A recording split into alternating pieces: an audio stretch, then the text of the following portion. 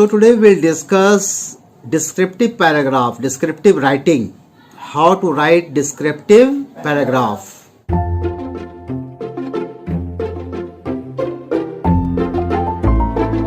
Descriptive paragraph, as the name suggests, involves describing something. कुछ को describe करना, जैसे कि नाम सजेस्ट करता है. डिस्क्रिप्शन इसमें आ सकता है about elaborate details of a person or object or event or place. Descriptive paragraph में elaborate details लिखने के लिए आ सकता है. क्या चीज के बारे में? पर्सन के बारे में, ऑब्जेक्ट के बारे में, इवेंट के बारे में, प्लेस के बारे में. इस तरह के पैराग्राफ लिखने के लिए one must employ imagery, अपनी कल्पना शक्ति को इस्तेमाल करना है. Details of appearance of that person, अगर पर्सन वाला आएगा तो उसका इनेट क्वालिटीज लिखना है. तो डिटेल्स ऑफ अपीयरेंस लिखना है उस व्यक्ति का, क्वालिटीज लिखना है, जिससे कि हमारा पैराग्राफ इंटरेस्टिंग हो जाए. क्वेश्चन में आ सकता है डिस्क्राइब करने के लिए अ पर्सन और इवेंट और सिचुएशन. बताए पर्सन, इवेंट और सिचुएशन बेस्ड ऑन विजुअल और verbal cues given in the question. Verbal कुछ दिया रहेगा, हिंट, या फिर विजुअल कुछ दिया रहेगा, फोटो दिया रहेगा, उस पर लिखने आएगा. So types of descriptive writing प्राय कितने प्रकार के होते हैं? We can classify descriptive writing in 3 types, 3 categories. Description of a person, description of a place और event, description of an object. So the word limit is 100 to 120 words. And a perfect descriptive paragraph will be awarded 5 marks. And the student's answer will be judged on the basis of content. Content के आधार पे answer को जज करेगा examiner. Accuracy के आधार पे, organisation and grammar के आधार पे check करेगा. और वर्ड लिमिट डिस्क्रिप्टिव पैराग्राफ का 100 to 120 words होता है. Now what is the format of descriptive writing? So while writing descriptive writing or paragraph, one must keep in mind the format, exact format, way to write descriptive paragraph. कैसे आगे बढ़ेगा मेरा descriptive paragraph? क्या क्या मन में रखना है? उसका ढांचा क्या होगा? Number 1, introduction. सबसे पहले इंट्रोडक्शन लिखा जाता है. Introduce your topic in an interesting way so that the reader will become interested in reading the rest of your paragraph. प्रवेश कराइए, लिखना शुरू कीजिए कि भाई हम क्या चीज के बारे में लिख रहे हैं. इंटरेस्टिंग वे में स्टार्ट करना है, इंट्रोड्यूस करना है. ऐसा स्टार्ट करना है कि पढ़ने वाला रीडर जो है इंटरेस्टेड रहे through out reading my paragraph. Yes और नो? नंबर 2, बॉडी होना चाहिए डिस्क्रिप्टिव पैराग्राफ का. बॉडी में क्या लिखेंगे? Elaborate details. जिस पर्सन के बारे में लिख रहे हैं उस व्यक्ति के बारे में इलाबोरेट डिटेल्स लिखना है. और तीसरा टॉप पॉइंट है फॉर्मेट में कंक्लूजन. कंक्लूजन मीन्स निष्कर्ष. End your writing piece perfectly. So descriptive writing person के बारे में पहले बात करेंगे. अच्छे वोकैबुलरी का इस्तेमाल कीजिए. Author's ability to create an image of the person. Person का इमेज क्रिएट कीजिए अपने राइटिंग स्किल के बल पर.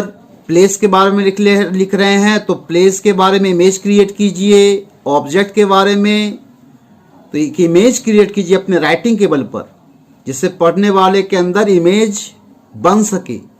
तो कैसे स्टार्ट करेंगे पर्सन के मामले में?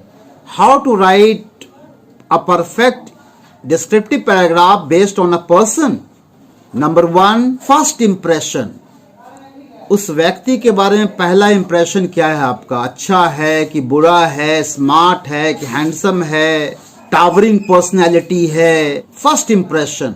एक पोस्टमैन को देखेंगे तो मेरा पहला इंप्रेशन क्या होगा? उसका लुक कैसा है?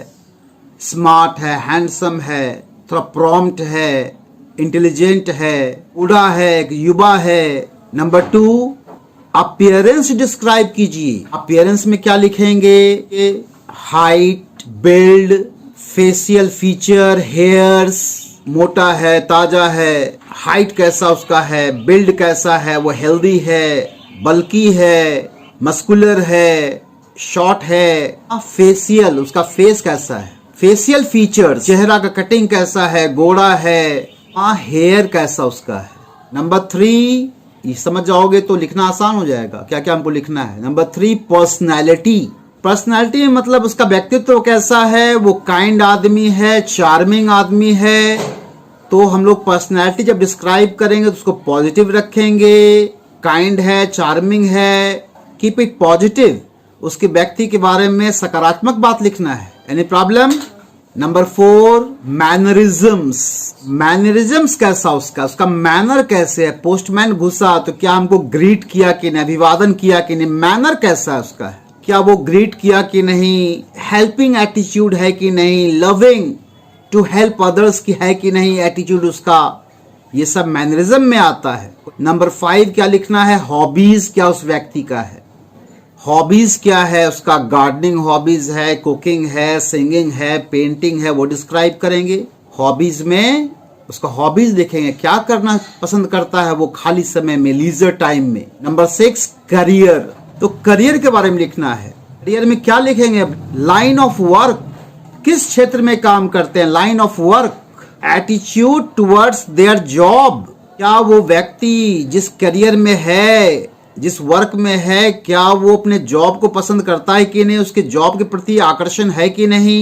एटीट्यूड, नजरिया क्या उसके अपने काम के बारे में। Attitude towards their job, whether they love their job और नॉट। 7 नंबर में क्या लिखना है, 7 पॉइंट ध्यान देना है व्यक्ति के वर्णन के बारे में, पर्सन के मामले में।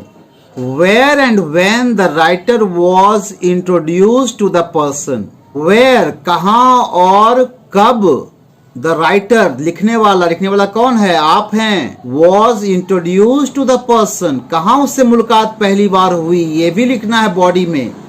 Now will solve a question. You love your father very much, for he is an ideal father. Describe him in your own words. In Mr. Raj is my father. तो प्रेजेंट टेंस में लिखना है व्यक्ति का description को। He is very polite and caring person. तो introduce कर रहे हैं, व्यक्ति का नाम लिखते हैं, पहले रिलेशनशिप लिखते हैं। He is very polite and caring person. He loves me very much. My father is a very busy person. Yet he pays full attention to me and helps my mother in household chores. मेरे पापा बहुत busy रहते हैं लेकिन हम पर full attention पे करते हैं। Yet he pays full attention to me and helps my mother. घर के काम में मम्मी को हेल्प भी करते हैं, यानी पापा हेल्पिंग एटीट्यूड के हैं। My father is a businessman. अब कोई लिखेगा my father is teacher, लिखेगा प्रोफेशन के बारे में, करियर के बारे में। He is very serious towards his job. He loves his job very much. He always goes to his working place on time. ये बताता है attitude towards job. He is an ideal father to me. अब इसमें कैसे ideal father है एक उदाहरण दे देंगे, तीसरे पैराग्राफ मेरा बढ़ जाएगा। Once I fell seriously ill. एक बार मैं बुरी तरह बीमार पड़ गया। It took 4 days and 5 nights to recover. हमको ठीक होने में 4 दिन लग गए, 5 रातें बीत गई। To recover, ठीक होने में। All those days, ये सारे दिन जब मैं बीमार रहा, all those days he took leave from his office or working place and did not sleep the whole night while he sat beside me. And did not sleep the whole night, पूरी रात मेरे लिए नहीं सोए वो, इस दौरान मेरे बगल में वो बैठे रहे। ये क्या है कि आइडियल फादर को डिस्क्राइब थोड़ा कर दिए। When I recovered, he took a sigh of relief. जब मैं रिकवर हो गया तब वो राहत की सांस लिए। He is a true friend and counselor to me. वो मेरे सच्चे मित्र हैं। He is a true friend and counselor to me. Counselor means दुख सुख में बात करते हैं, अच्छी सलाह देते हैं। जब मैं डिप्रेस हो जाती हूँ या हो जाता हूँ, कोई बात से परेशान हो जाता हूँ, सलाह देते हैं वो। Without him I am lost, उनके अब्सेंस में, उसके बिना मानो मैं खो जाती हूँ, खो गई हूँ, मेरा कोई वैल्यू नहीं है, मेरा कोई अस्तित्व नहीं है। क्या है, एक व्यक्ति को डिस्क्राइब कर रहे हैं अपने पिता को। I pray to God to make him happy throughout the life. मैं ईश्वर से प्रार्थना करता हूँ कि मेरे पिता को जिंदगी भर ईश्वर खुश रखे। I pray to God to make him happy throughout the life.